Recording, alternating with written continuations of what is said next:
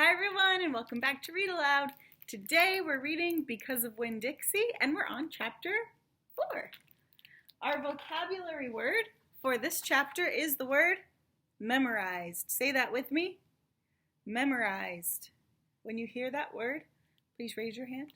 We'll talk about what it means. All right, let's get started. Chapter 4.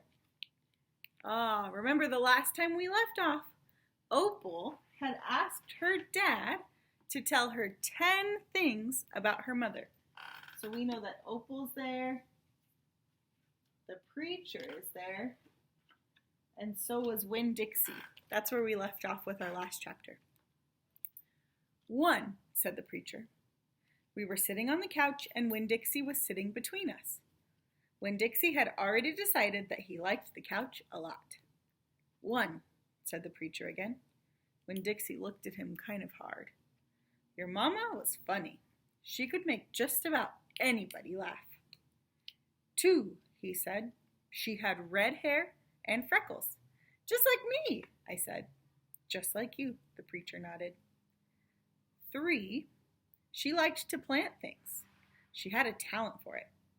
She could stick a tire in the ground and grow a car. Winn Dixie started chewing on his paw, and I tapped him on the head to make him stop. 4, said the preacher. She could run fast. If you were racing her, you couldn't ever let her get a head start because she would beat you for sure. I'm that way too, I said. Back home in Watley, I raced Liam Fullerton and beat him, and he said it wasn't fair because boys and girls shouldn't race each other to begin with. I told him he was just a sore loser. The preacher nodded. He was quiet for a minute. 5, he said. She couldn't cook. She burned everything, including water. She had a hard time opening a can of beans. She couldn't make head nor tail of a piece of meat. 6, the preacher rubbed his nose and looked up at the ceiling. Winn Dixie looked up too. Number 6 is that your mama loved a story. She would sit and listen to stories all day long.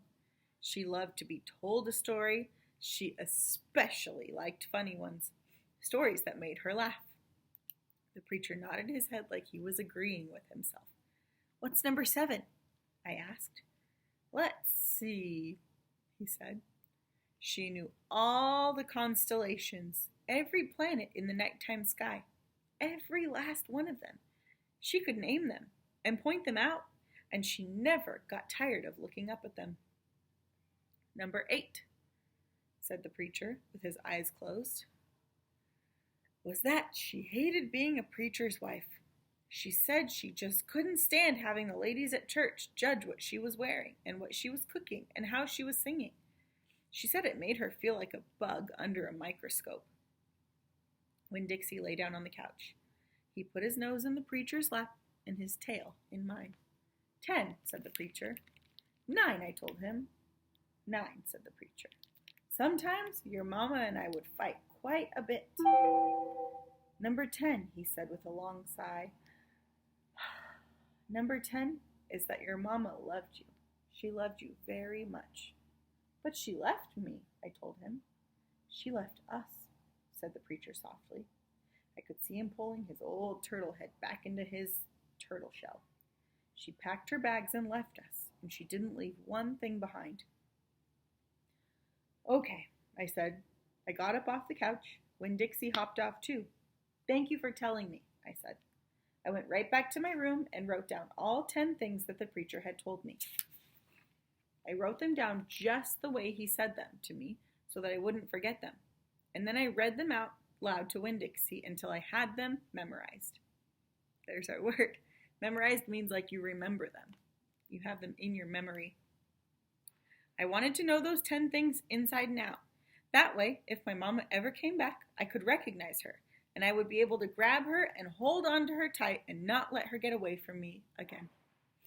That's the end of chapter 4. Our vocabulary word for this chapter was the word memorized, right? We said memorized means to remember. Here's our definition. Memorized means remember. I memorized all my multiplication facts. I remember all my multiplication facts. You guys all have to have them in your memory, right? Everyone is remembering those right now.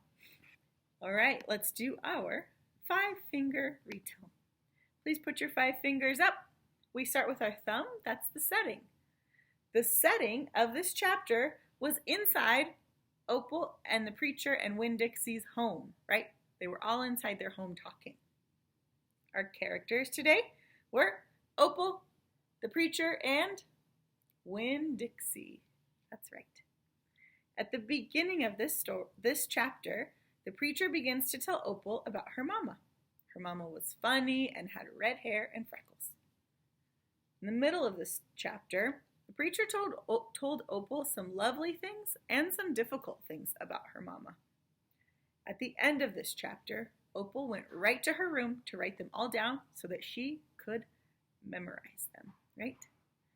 All right, guys, I hope you like that chapter. We'll pick up on chapter 5 tomorrow. See you then. Bye.